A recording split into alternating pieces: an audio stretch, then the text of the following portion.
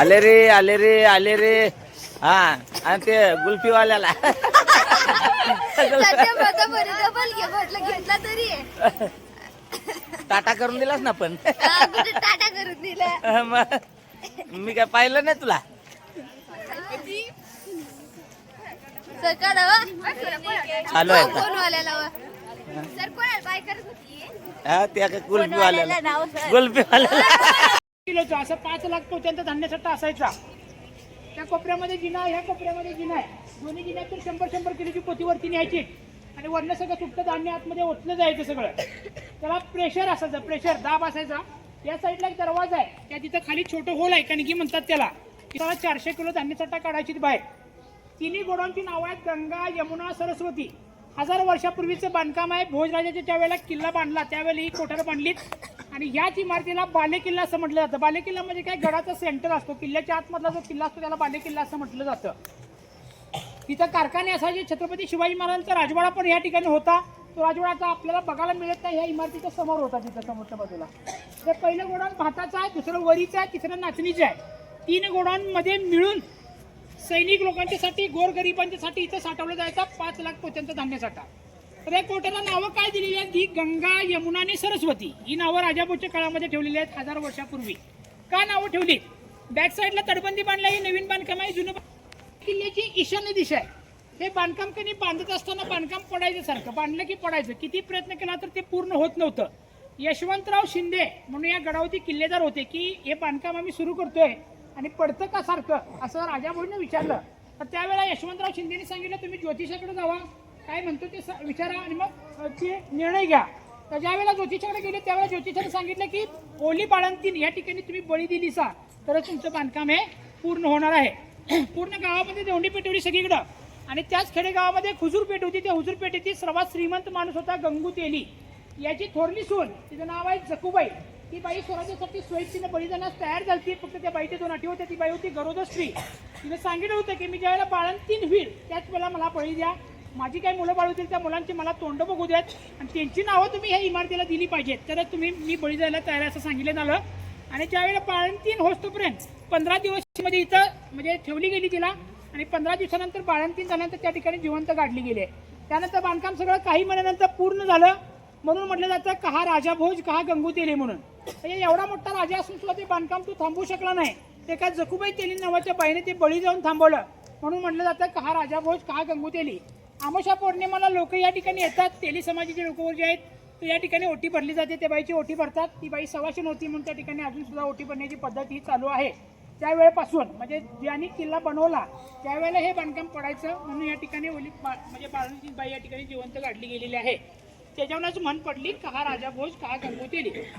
तर ह्या गडावरती आमचे जे काही वंशज आहेत पूर्वीचे 70-80 वर्षाची जी लोक आहेत, 90 वर्षाची लोक आहेत, काय सांगतात की या 27 एकरचा जो परिसर आहे त्या परिसरमध्ये तुम्ही जर अमावस्या पौर्णिमेला कधीतरी आलासा तर त्या बाईच्या पैंजणाचा आवाज तुम्हाला ऐकू येतो असं सांगितलं जातं. कारण कुठल्याही विद्यार्थ्याने भिवू नका. आतमध्ये गेल्यानंतर काही तुमच्या म्हणजे कोणाच्याही पैंजणाचा आवाज येणार नाही, तुमच्याच पायाचा पैंजणाचा आवाज येईल. गरज नाही आहे. ज्यांच्या पायामध्ये पैंजण आहे आवाज आला गेला की जसकायचं नाही आहे. आतमध्ये काय कुठली बाई येणार नाही किंवा काही नाही. आतमध्ये एकदम शांत जाऊन बघायचं आहे आणि यायचं आहे. 2 प्रश्न फक्त तुम्हाला विचारतो इथंच. तुमच्या शिक्षकांनी विचारले असतील म्हणजे शिकवले असतील. त्या 2 प्रश्नांची उत्तर मला फक्त द्या. तुम्ही आरमार एक शिवाजी महाराजांचा जे आरमार होता, आरमार तर फार मोठा आरमार होता. म्हणजे आरमार म्हणजे काय, समुद्रामधले जे किल्ले असतात त्या किल्ल्यावरती अधिकारी नेमले जातात. तर तुम्हाला शिकवण्यासाठी कसे शिक्षक नेमलेले आहेत तसे त्यांच्याकडे अधिकारी नेमले जातात. तर त्या अधिकाऱ्यांची नावं काय काय आहेत सांगा. आरमार प्रमुख कोण आहे सांगा. आरमार प्रमुख कोण होते? परदेशात सांगा, वेळ नाही आपल्याला. पहिला कोण? सांग रे. हा दौलत खान. दुसरा शिक्षक सांगू नका साकोर. दुसरं कोण? सर.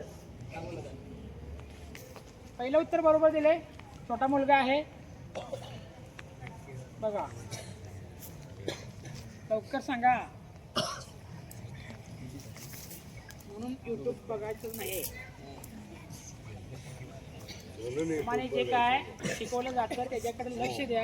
अभ्यास करायचा. आणि 2च वर्ष तुम्हाला महत्वाचे. या 2 वर्षामध्ये जर तुम्ही चांगला अभ्यास केला तर तुम्ही कुठेतरी चांगल्या पदावरती जातील. म्हणून अभ्यास करा, लक्ष बाहेर कुठं केंद्रित करू नका. जे शिक्षक सांगतात त्याच्याकडे लक्ष द्या. तर आरमार प्रमुख आहेत कान्होजी आंग्रे, दौलत खान, हे 2 प्रमुख होते. म्हणून या ठिकाणी आरमार चांगल्या पद्धतीनं वापर केला शिवाजी महाराजांनी. दुसरा प्रश्न असा आहे की छत्रपती शिवाजी महाराजांची 8 लग्न झालेली.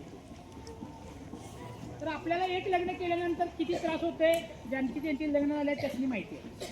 छत्रपती शिवाजी महाराजांची 8 लग्न झालेली होती.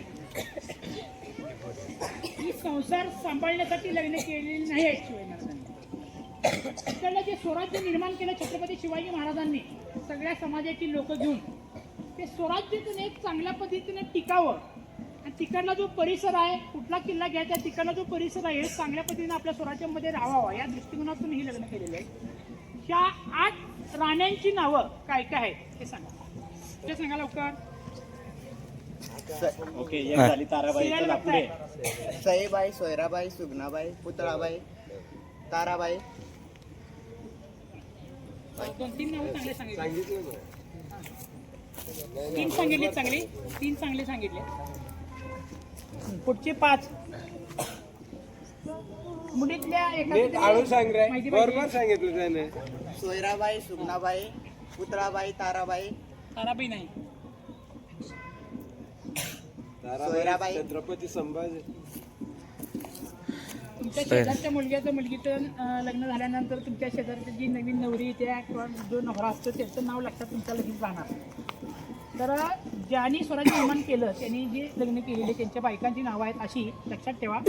सईबाई, सोयराबाई, पुतळाबाई, सगुणाबाई, गुणवंतबाई, काशीबाई, सकवराबाई, राणी लक्ष्मीबाई. त्यापैकी ज्या पुतळाबाई होत्या त्या पुतळाबाई सती गेलेल्या होत्या.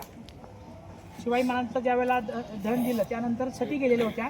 आणि त्यांचं जे प्रेत आहे ते म्हणजे त्या ठिकाणी म्हणजे हे केलं. त्यांचे जे महल होते 8 महल नाही आहेत रायगडवरती. 7 महल तुम्हाला बघायला मिळतात रायगडवरती. कारण का पुतळाबाईचं महल त्या ठिकाणी बांधलेलं नाही. कारण का पाचाडमध्ये ते राहायला होत्या जिजामातांच्या सेवेसाठी. त्यावेळेला तिथं त्या ठिकाणी म्हणजे महल बांधला नाही. 7 राण्यांचेच फक्त महल त्या ठिकाणी आपल्याला बघायला मिळतात. पुढचे 2 प्रश्न मी तुम्हाला 3 दरवाजाचे तिथे विचारतो, त्याचे तरी उत्तर तुम्ही सांगता यायला पाहिजे. चला बघू. थांबा 1 मिनिट. हे बघा आता बघून घ्या इथं